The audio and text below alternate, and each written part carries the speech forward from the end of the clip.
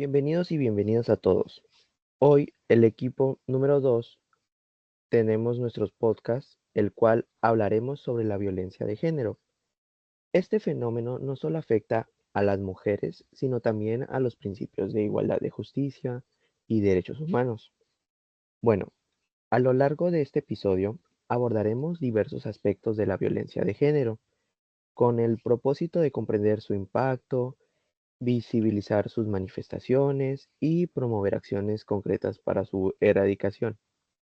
Bueno, comenzaremos con un breve análisis de los feminicidios en México, una de las expresiones más alarmantes de violencia de género.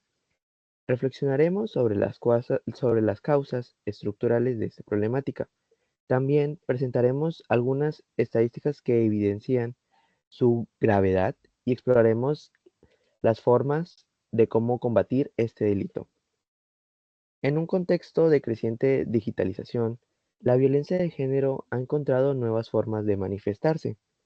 Nosotros nos centraremos en la sextorsión, el ciberacoso y la difusión no consentida de contenido íntimo, examinando tanto sus consecuencias como las estrategias necesarias para su prevención y sanción. El confinamiento derivado de la pandemia por COVID-19 tuvo repercusiones significativas en la violencia doméstica, incrementando los casos a nivel global. En este apartado discutiremos cómo el aislamiento aumentó esta problemática y la relevancia de fortalecer las redes de apoyo y protección para las víctimas. Más allá de los daños físicos, la violencia de género deja profundas secuelas, como psicológicas, tanto en las víctimas como en sus familias. También abordaremos los efectos emocionales y mentales que genera esta violencia, la importancia de garantizar acceso a atención psicológica integral. Finalmente, analizaremos la violencia en el noviazgo, un fenómeno que, aunque a menudo se minimiza, puede tener graves consecuencias a largo plazo. Reflexionaremos sobre la necesidad de fomentar relaciones basadas en el respeto, la empatía y la igualdad desde edades tempranas como una estrategia de prevención. Este es un tema que exige nuestra atención y compromiso colectivo. Los invitamos a acompañarnos en este recorrido por las distintas dimensiones de la violencia de género, con el firme propósito de generar conciencia y construir una sociedad más segura, igualitaria y libre de violencia. Comenzamos. Bueno, pues el primer tema que tomaremos en este capítulo será los feminicidios en México. A palabras del gobierno mexicano, el feminicidio se puede describir como la muerte violenta de las mujeres por causa de género. Actualmente sabemos que nuestro país atraviesa una crisis de violencia de género que no podemos ignorar, ya que según cifras del INEGI y la Secretaría de Seguridad Pública, cada día en el país al menos 10 mujeres son asesinadas. Esto, recordemos, no son solo números, ya que detrás de ellas hay historias, vidas, sueños y familias que quedan destrozadas. En primera instancia, ¿qué es un feminicidio? Este tipo de crimen se diferencia de otros homicidios porque está directamente ligado a una estructura de poder que subyuga y violenta a las mujeres por el simple hecho, pues, de nacer mujeres. En México, este delito está tipificado en el Código Penal, pero sabemos que para lograr justicia es un camino lleno de obstáculos. ¿Por qué México se encuentra en esta crisis? Pues hay varias razones a las que podemos señalar, entre ellas la normalización de la violencia de género, la falta de políticas efectivas y un sistema judicial que sabemos que deja mucho que desear y que muchas veces lo único que hace es revictimizar a las mujeres violentadas y también a sus familias. Tenemos también la otra cara, las familias que quedan separadas después de estos crímenes cometidos, las madres y familiares que no dejan de buscar a hijas, hermanas, sobrinas, etcétera. De esta rama salen movimientos como Ni Una Más o Las Queremos Vivas, los cuales últimamente están encargados de visibilizar esta problemática y también de exigir justicia. Estas mujeres nos recuerdan que no podemos acostumbrarnos ni a la violencia ni a la indiferencia. Ahora, ¿qué es lo que nosotros podemos hacer para intentar de erradicar, si es que se puede usar esa palabra, este tipo de delitos? Pues primeramente hablar con las mujeres que conocemos, mujeres de nuestra familia, amigas, compañeras de trabajo, etcétera. pero también lo que necesitamos es exigir rendición de cuentas a autoridades, apoyar organizaciones que trabajan con estas víctimas y educarnos a nosotros mismos para construir una sociedad donde ser una mujer no represente un riesgo.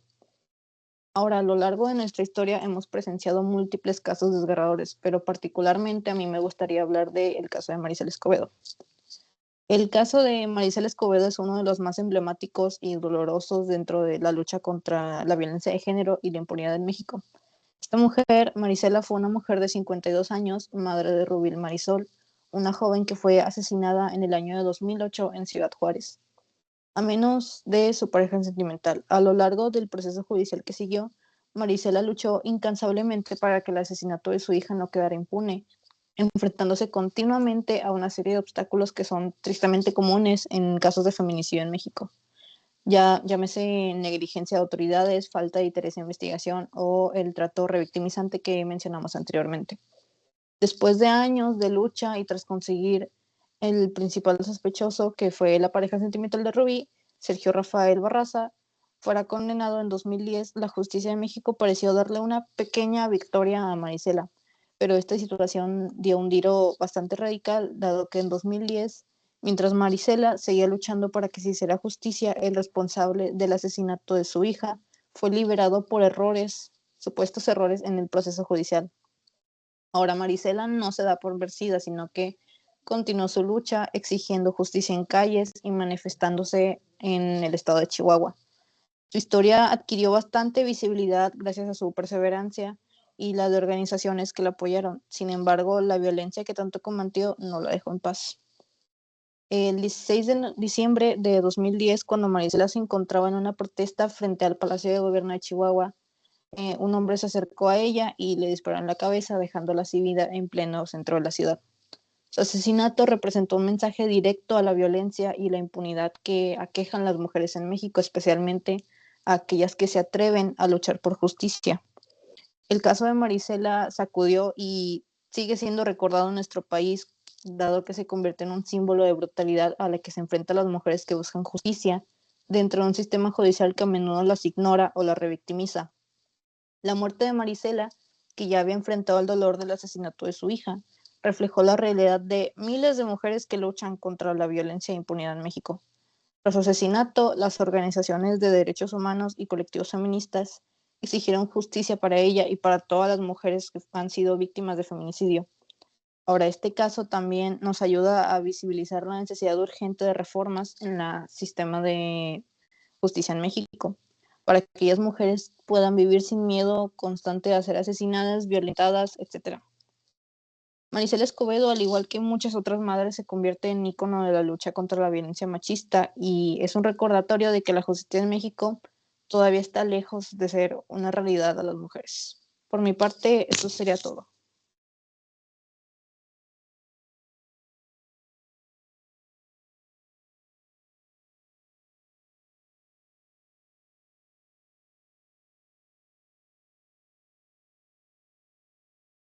Bueno, ahora otro tipo de violencia que también aqueja a las mujeres es la violencia digital. Y esta se refiere a las acciones realizadas mediante el uso de tecnologías de la información y la comunicación, donde se expone, distribuye, difunde, comercializa y se comparte material, ya sea imágenes, audios o videos reales o simulados, también gracias a la inteligencia artificial, sin el consentimiento de una persona y que causan daño emocional, psicológico y dañan su imagen propia. También son aquellos actos que causan daño a su privacidad o dignidad. Se puede presentar por distintos medios, como lo pueden ser las redes sociales o las aplicaciones de mensajería o incluso correo electrónico. Puede afectar a todas las personas, pero principalmente afecta a las mujeres y niñas. Existen distintos tipos de esta violencia, como puede ser el ciberacoso, que implica ataques personales y un daño recurrente. El grooming, que es en caso de que un adulto acose específicamente a un menor. La sextorsión, también, que es el chantaje buscando obtener contenido sexual. También existen otros tipos de violencia digital, como el cracking, donde se eliminan datos de algún programa informático, o el phishing, que es un fraude que busca obtener datos para la suplantación de la identidad. Pero los que principalmente aquejan a mujeres y niñas son el ciberacoso, el grooming y la sextorsión. Este tipo de violencia puede ser evitable y hay que tener en cuenta el cuidar los datos personales y considerar que al compartir un archivo en Internet es difícil seguir la pista, siendo fácil la divulgación de estos. Bueno, continuando con el tema, la violencia digital ha sido una problemática que ha crecido exponencialmente debido al aumento en el uso de las tecnologías y plataformas. No solo vulnera la intimidad y privacidad de las personas, sino que también puede tener graves consecuencias, ya sean emocionales, sociales y legales para las víctimas. Además de los tipos de violencia ya anteriormente mencionados, existen otras manifestaciones preocupantes como el doxing, que consiste en la publicación de información personal o sensible sin consentimiento, así también como el stalking digital, donde una persona utiliza las herramientas tecnológicas para vigilar o acosar de manera persistente a otra persona. Este tipo de violencia tiene un impacto psicológico que puede ser devastador. Las víctimas suelen experimentar ansiedad, depresión, aislamiento social e incluso pensamientos suicidas. Esto se agrava en el caso de las mujeres y niñas, quienes enfrentan mayores barreras para denunciar debido al estigma social y la normalización de este tipo de violencias en los entornos digitales. Es por eso que es crucial fomentar la educación digital y fortalecer las medidas legales para combatir estas prácticas. En términos legales, varios países han comenzado a implementar normativas específicas para proteger a las víctimas. Un ejemplo de ello en México es la Ley Olimpia, que busca penalizar la difusión de contenido íntimo sin consentimiento, reconociendo el daño emocional y psicológico causado por este tipo de actos. No obstante, aún existen desafíos para garantizar la aplicación efectiva de estas leyes, incluyendo la falta de sensibilidad de las autoridades y la dificultad de rastrear a los perpetradores. La prevención es clave para reducir la incidencia de la violencia digital. Esto incluye medidas como la configuración de la privacidad en redes sociales, la creación de contraseñas seguras y la educación sobre los riesgos asociados al compartir información en línea.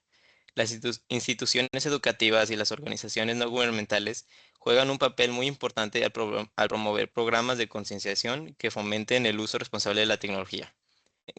En conclusión, la violencia digital es un problema complejo que requiere un abordaje integral, ya que es necesario fortalecer las leyes, aumentar la educación digital y fomentar la denuncia para proteger a las personas y garantizar un entorno digital seguro y respetuoso. Ya aquí es donde comenzamos con el tema de la violencia doméstica, en el papel del confinamiento del aumento de casos, por lo que hemos llegado a reflexionar sobre un tema de crucial importancia. La violencia doméstica en México ha sido uno de los problemas que ha cambiado el país durante décadas y simplemente aumentó cuando sucedió la pandemia del COVID-19. Si bien el objetivo del aislamiento social era proteger la salud física de la población, para muchas personas significó estar atrapadas en situaciones de riesgo dentro de sus propios hogares, sin opciones claras para buscar ayuda o escapar.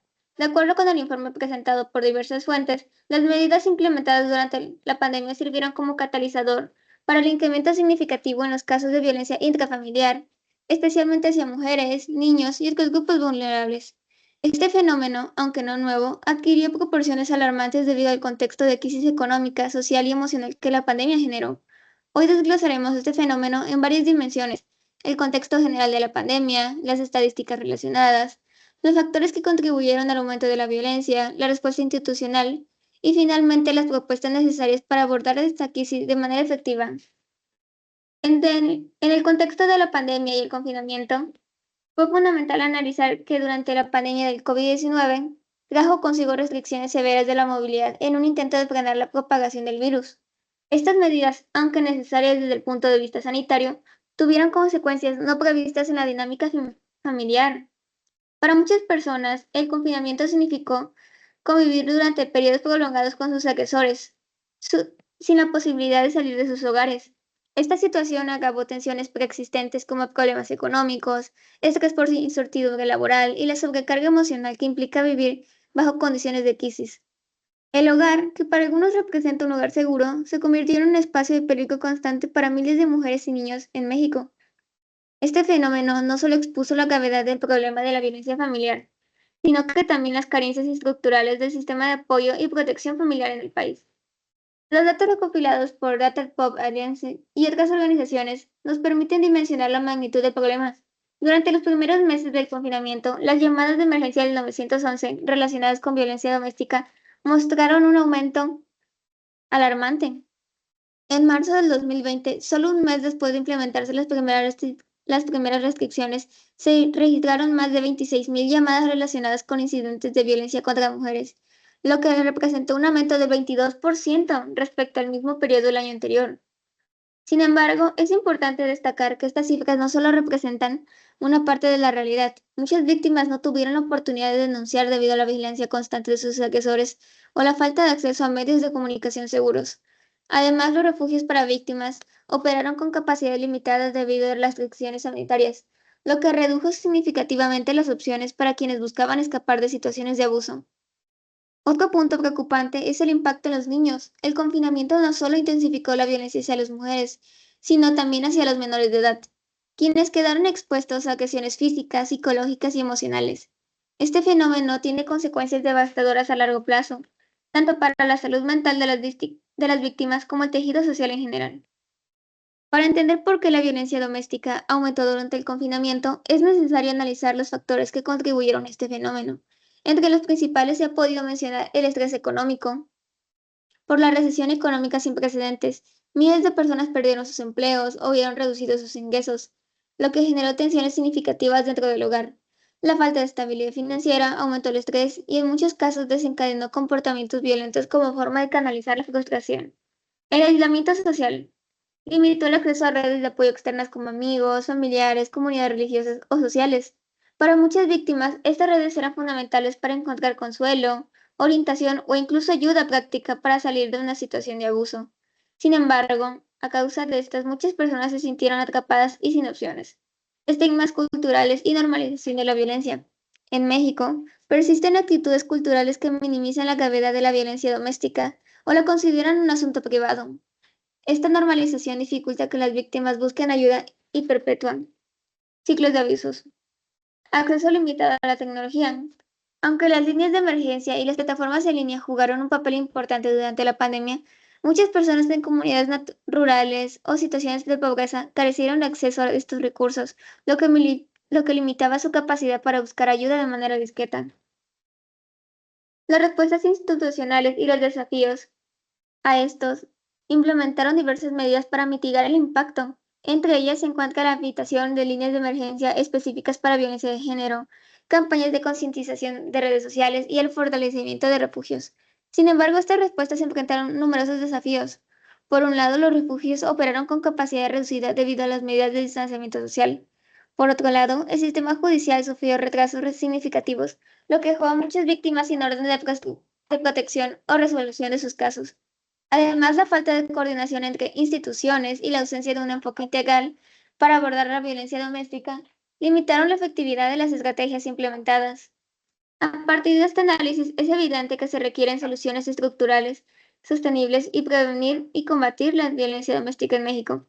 Algunas de las medidas más urgentes incluyeron incrementar el financiamiento de refugios y líneas de emergencia para fundamentar y garantizar que las víctimas tengan acceso a espacios seguros y de servicios de apoyo psicológico y legal, promover la educación y la sensibilización, al implementar campañas a nivel comunitario que normalicen la violencia y fomenten relaciones basadas en el respeto y en igualdad de género, aprovechar la tecnología, creando aplicaciones y plataformas accesibles que permitan a las víctimas denunciar de manera segura y anónima, especialmente en comunidades con acceso limitado a servicios presenciales, fortalecer la coordinación interinstitucional. Es necesario fortalecer y mejorar la comunicación y colaboración de estos organizaciones de la sociedad civil y actores internacionales para garantizar una respuesta integral. Llegando a esto, se da la conclusión de que la violencia doméstica durante el confinamiento por el COVID-19 no fue solo una consecuencia colateral de la pandemia, sino un reflejo de las profundas desigualdades estructurales en México. Si bien los esfuerzos realizados hasta ahora son valiosos, es claro que aún queda un largo camino por recorrer para garantizar la seguridad y el bienestar de las víctimas. Este problema nos invita a reflexionar no solo sobre el papel del gobierno, sino también sobre nuestra responsabilidad como sociedad Para construir un entorno donde las personas puedan vivir libres de violencia, trabajemos juntos para que el hogar sea un lugar de refugio y no de miedo. Muchas gracias por su atención. Y a todo esto nos estaremos preguntando, ¿y dónde existe el impacto emocional o el psicológico? Bueno, eh, durante la pandemia eh, sucedió mucho que existían una tasa más grande de problemas en las familias, con las parejas, ¿verdad? Muchas de estas personas terminaron siendo afectadas. Antes de la pandemia no se requería de un psicólogo o simplemente lo veíamos como algo muy insignificante. Después de la pandemia o durante la pandemia vimos que el tener ayuda psicológica no era un problema, sino era algo que mucha gente requería, ¿verdad? Pues algunas de estas situaciones solían tener trastornos de estrés postraumáticos, donde las víctimas podían experimentar flashbacks, pesadillas y otros síntomas relacionados con el trauma, que podría así decirlo, la persona terminó muy afectada con su pareja, entonces siempre trataba de recordar esos flashbacks y eso le afectaba. Junto a ello también se le agregaba la depresión y la ansiedad. Digamos que al estar en la pandemia, mucha gente tenía la ansiedad de hablar con la persona, la depresión de es que me dejó, es que muchas situaciones malas. Y entonces la ayuda psicológica o el impacto psicológico es donde decimos, pues, todo esto nos ha afectado y de un tiempo para acá hemos requerido de asistencia. También hemos tenido pérdida de autoestima. Ahora actualmente la gente requiere de comentarios bonitos de vez en cuando para sentirse bien, y a veces no dependemos de las personas, sino dependemos de nosotros mismos, porque nosotros nos valemos por nosotros mismos. Dificultades para confiar en los demás. Es visible que ahora en la actualidad es muy complicado el hecho de poder platicar con las personas, poder confiar. Cuando llegó todo esto de la pandemia, nosotros nos encerramos, empezamos a dejar de platicar, de conocer gente, buscábamos la manera de conocer gente por en línea, pero no era lo mismo, porque al final de cuentas no veíamos los sentimientos o las expresiones, y al terminar la pandemia, mucha gente no sabía cómo volver a socializar. Había gente que en casos muy especiales son personas de pandemia, donde ahora en la actualidad ya no estudian, ya no hacen mucho, simplemente están en su casa, encerrados, y debido a todo lo que sucedió, ellos se quedaron en su burbuja. Y síntomas físicos, muchas de las veces todo este problema psicológico también impone que muchas personas por la ansiedad, por la depresión, se lastimen, se corten, se busquen una manera de relajar esa ansiedad o relajar el sentimiento que les sucede. Porque muchas de las veces son personas que no han tenido el apoyo tanto de familias como de hermanos, como de parejas, de amigos también. Y la situación es tan difícil que a veces solamente buscar cortarse, buscar lastimarse es la manera de relajar la situación.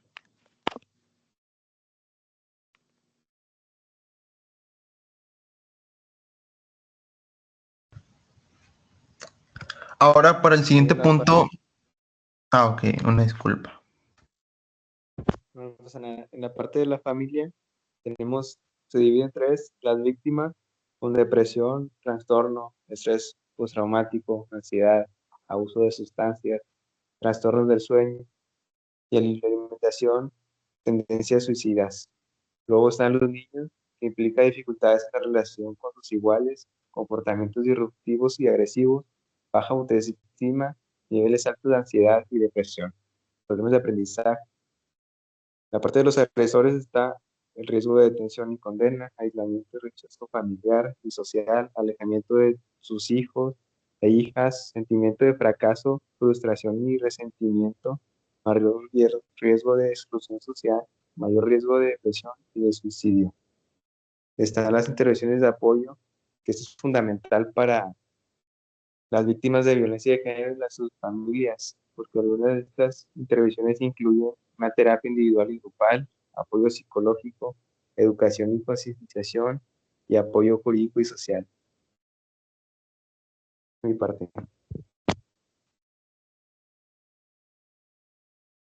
Ahora para continuar daré el punto de la violencia en el noviazgo. Cuando hablamos de violencia de género, uno de los contextos más preocupantes, pero a menudo invisibilizados, es el de la violencia en el noviazgo.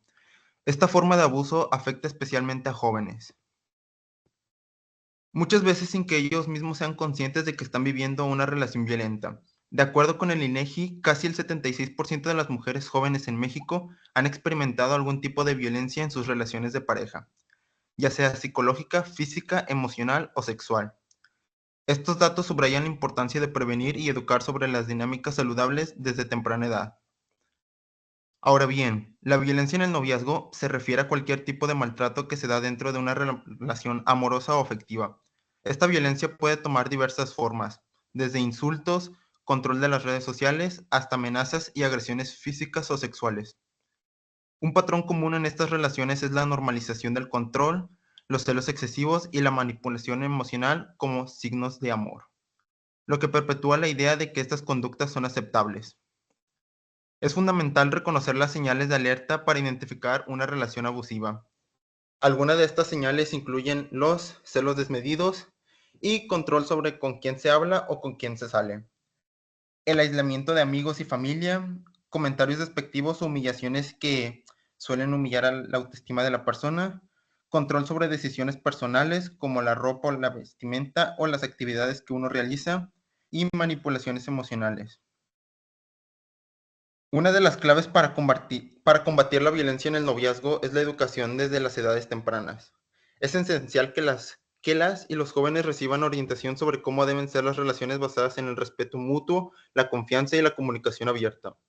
En este sentido, el sistema educativo y las familias juegan un papel crucial al promover espacios donde se discutan estos temas abiertamente, desafiando los estereotipos de género que muchas veces perpetúan la violencia. Las campañas de concientización en las escuelas, así como los programas que enseñan a los jóvenes sobre la igualdad de género y las relaciones saludables, son herramientas poderosas. La prevención debe ir más allá de las enseñanzas teóricas y basarse en habilidades prácticas, como el manejo de conflictos sin recurrir a la violencia, la negociación y el reconocimiento de los derechos y límites propios y de la pareja. Además, la inclusión de la familia en los procesos preventivos es fundamental. Padres y madres deben ser guiados para identificar posibles señales de alerta en las relaciones de sus hijos y fomentar un ambiente de diálogo abierto, donde se promueva la sana expresión de emociones y límites.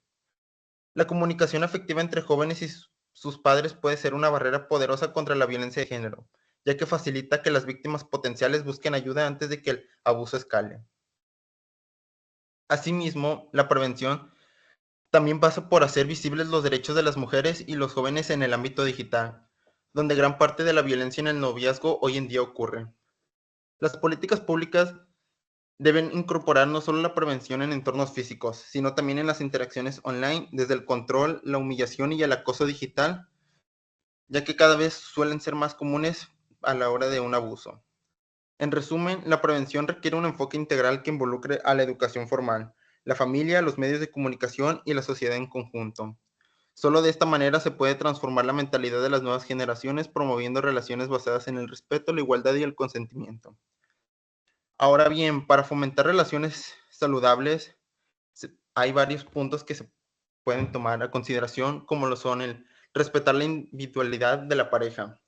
Es esencial valorar las diferencias entre ambos y respetar el espacio personal, decisiones y relaciones externas de la pareja, sin intentar controlarla.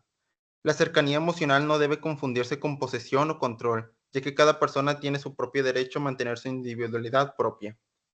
Asimismo, la comunicación abierta es una clave dentro de una relación saludable. Hablar de manera sincera sobre sentimientos, preocupaciones y necesidades mientras se escucha activamente a la pareja sin juzgar ni interrumpir es algo fundamental. La igualdad de poder en la relación. Las relaciones saludables se suelen basar en una distribución equitativa del poder, donde ambos miembros tienen voz y valor en la toma de decisiones. El respeto a los derechos y límites del otro es esencial, y las decisiones importantes deben ser acordadas en conjunto. sin que una persona imponga su voluntad sobre la otra. El consentimiento mutuo. Este debe estar presente en todos los aspectos de la relación, ya sea emocional, físico o sexual. Este consentimiento debe ser claro, voluntario y continuo, permitiendo que cualquiera de los miembros cambie de opinión en cualquier momento sin presión ni coerción.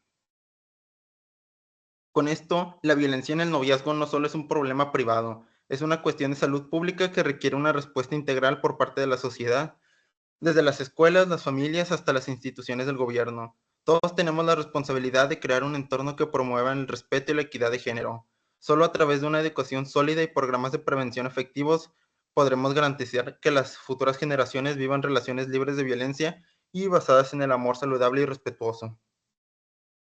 En conclusión, para erradicar la violencia en el noviazgo es necesario que la sociedad asuma una postura firme de cero tolerancia hacia cualquier tipo de maltrato y se comprometa a fomentar relaciones basadas en la igualdad y el respeto.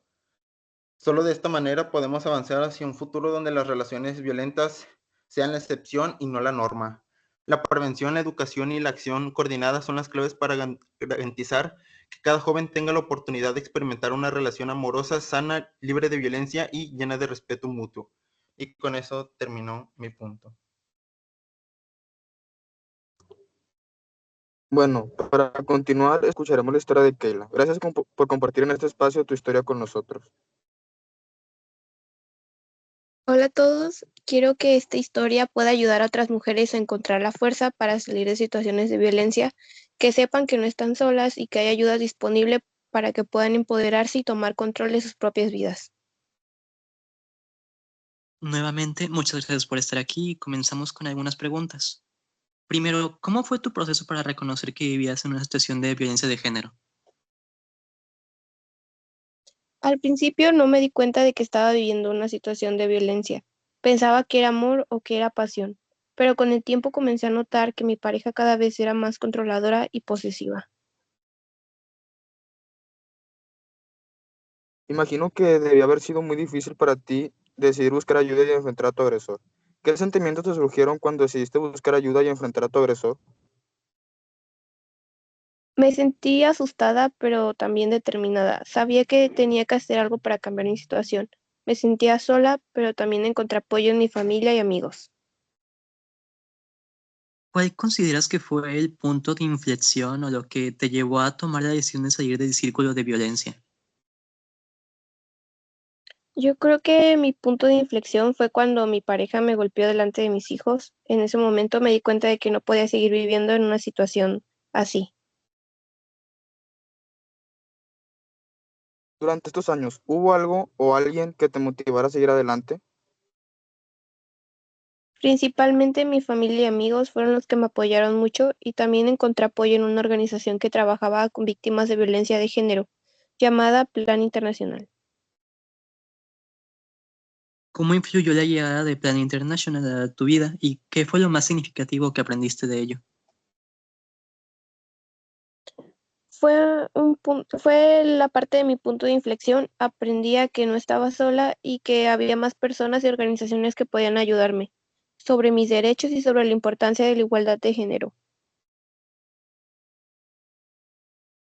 ¿Cómo describirías el impacto de la educación sobre los derechos de las mujeres en tu transformación personal? Fue parte fundamental en mi transformación personal, ya que me enseñó que tengo derechos y puedo exigirlos. También que no estoy sola y que hay una comunidad de mujeres que luchan por la igualdad de género. ¿Qué obstáculos enfrentaste al comienzo de tu empoderamiento y cómo los superaste? El más complicado fue el darme cuenta que lo que estaba viviendo no era amor y que necesitaba buscar ayuda para salir de esa situación. Así pude encontrar apoyo con estas organizaciones que trabajaban con víctimas de violencia. También encontré apoyo en mi propia determinación y en mi deseo de cambiar mi situación. ¿Cómo o por qué decidiste involucrarte como lideresa en tu comunidad? Principalmente decidí involucrarme en mi comunidad porque quería ayudar a otras mujeres que estaban pasando por situaciones similares. Quería compartir mi experiencia y mi conocimiento para poderlas ayudar. Bien, ¿Qué retos te has topado liderando proyectos comunitarios en tu entorno que históricamente ha sido machista? Pues han sido muchos retos, como la resistencia de algunos hombres en la comunidad que no quieren que las mujeres lideren proyectos, pero también he encontrado apoyo en mujeres que también trabajan por la igualdad de género. ¿Qué cambios has notado en la comunidad desde que comenzaste a trabajar en favor de la igualdad de género y la prevención de la violencia?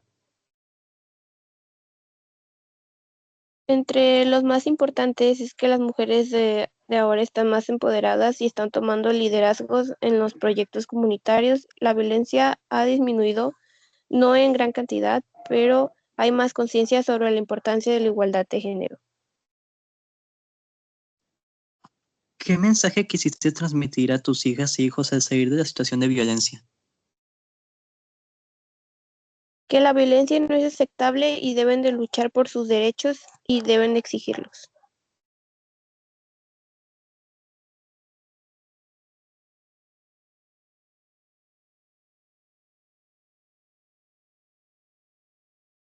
¿Qué valores y aprendizajes compartes con ellos para que puedan construir relaciones más sanas?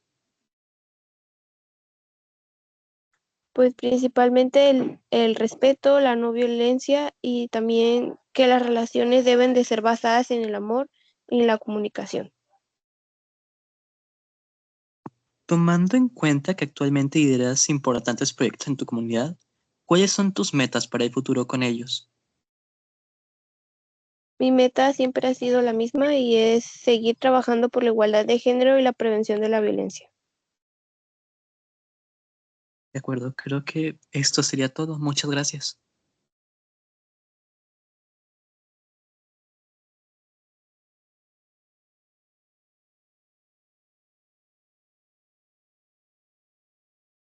Con todo esto, podemos concluir que la violencia de género es una problemática compleja y multifacética que ha afectado profundamente a nuestra sociedad. A lo largo de este episodio hemos visto las diferentes formas en las que esta violencia se manifiesta, con los alarmantes feminicidios en México, la creciente violencia digital, pasando por el impacto psicológico en las víctimas y sus familias, y la importancia de educar para prevenir la violencia en el noviazgo.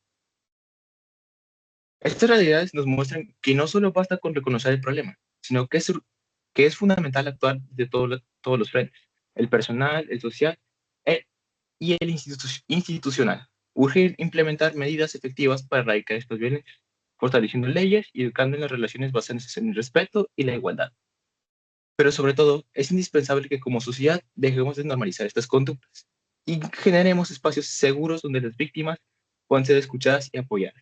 La violencia de género no es un problema de algunas personas, es un problema de todos y todas. Muchas gracias por su atención y por acompañarnos en este episodio. Nos despedimos por ahora. Cuídense mucho y que tengan un buen día.